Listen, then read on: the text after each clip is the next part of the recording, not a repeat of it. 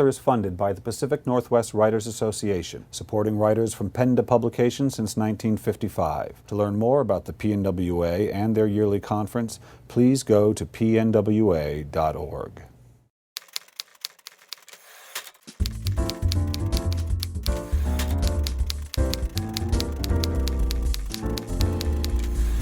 Hi, this is Bill Kenower for Author Magazine, and I'm here at the Redmond Library in Washington State with Christopher Paolini, author of Inheritance. Welcome to Author. Oh, thank you for having me. It's a real honor. So, Christopher, your publishing story is kind of become mythological almost at this point in the publishing world and certainly the self-publishing world. Would you like to give me the condensed and real version, because I've heard so many now floating around? Well, let me see. The condensed and real version is that my family and I live in a very isolated part of Montana. The nearest town is about a half hour away, and it only has about 6,000 people in the whole town. We had zero connections with the publishing industry, as is commonly understood. My parents did not own a publishing company, as sometimes has been said. My parents were writing and trying to self-publish some stuff of their own when I started working on Aragon, and it sort of happened all at once. I wasn't really inspired by what they were doing. It just was mutual shared interests, I guess you could say, throughout the family in writing and reading. And so I wrote Aragon, wrote the first draft, didn't like it, wrote a second draft, gave it to my parents, and fortunately for me, they liked it enough that we decided we were going to try self-publishing together as a family and make it a family business. We worked with a print-on-demand company, which was also allowed the book to be listed on Amazon, and it had an actual ISBN number so that the book could be ordered through bookstores around the world, around the country. But ultimately, pretty much all the sales came from in-person, actual physical events, and I just went around and did about 136 different events in the western half of the U.S., and each event sometimes consisted of 3 to 4 one-hour-long presentations in schools each day. And then, of course, eventually the book was picked up by Random House when the author Carl Hyacin was traveling in Montana. That's what I heard. Yeah, and he found it and recommended it to Random House. Okay, but of course, what's been left out of this is that you were 15 when you began writing it, correct? Small detail, yes. Right. Then the decision, talk about that moment when you've decided as a family you were going to do it as a business. I mean, it's a pretty intense experience, mixing family and business in that way. Well, Did you have any reservations about that? No, and you have to understand that my family has always been self-employed. Well, we've always been looking for ways to be self-employed and to work together to keep the family together. Family is very important for all of us, and so we didn't want to have jobs where, especially in Montana, it's a big state, so a lot of jobs require you to be away from home or to be driving long distances, and we just didn't want to be doing that. So it was really a no-brainer for us to have something we could do all together. The scary part was that during the year that we took preparing the book for publication and putting together material, promotional materials and stuff, during that year, neither my mother nor my father received any income that they would have from other projects during that time. So by the time we released Aragon, if the book had taken another few months to start turning a profit, another 3-4 months, we were going to have to sell our house, all move to a city, and get regular jobs. So you were actually using it as an actual... I misunderstood. I thought, well, this will be nice. Let's see what we can do with Christopher's book. But they were seeing it as an actual business. Yeah, exactly. And, holy moly. And it makes for no pressure, huh?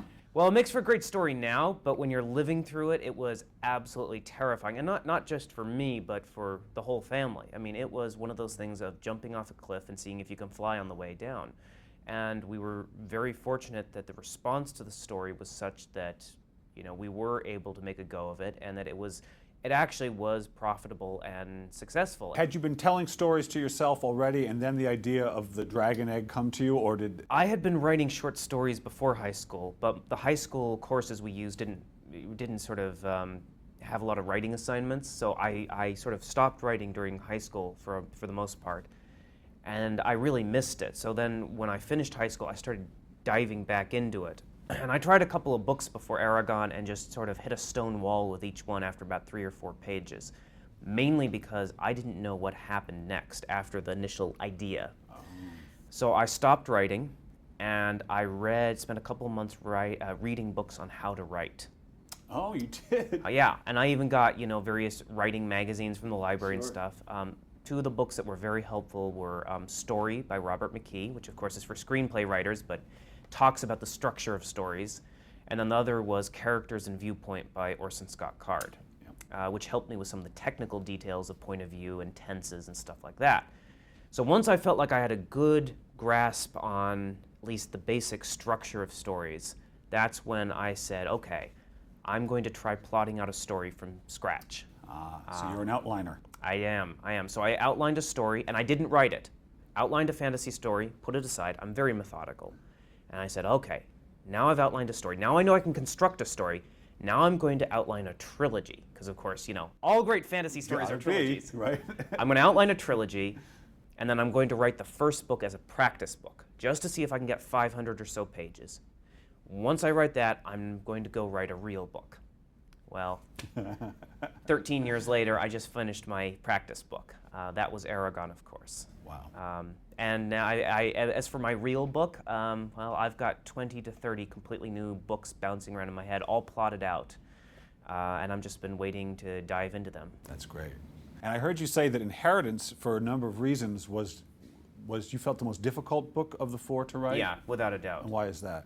I felt a weight of responsibility both to the story and to the fans. You know, I wanted to do justice to the end of the story, and I wanted to, of course, please the fans as much as possible. And my hope is that this book is going to both satisfy and surprise readers with the conclusion. And I'm very proud of it. I think it's the best writing I've done so far. You know, you try to learn as a writer with each book, and I think I definitely did with this book.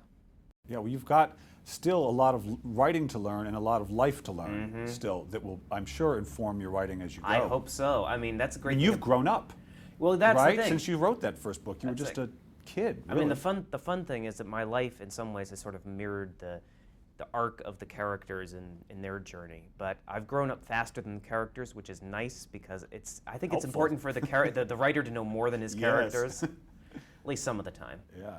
Although sometimes you learn what you know when you write the characters, don't you?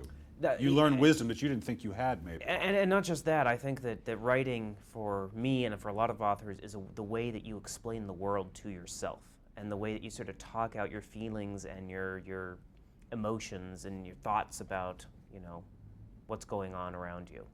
Last question. Sure. Finish this sentence for me. If writing has taught me anything, it has taught me what? Persistence.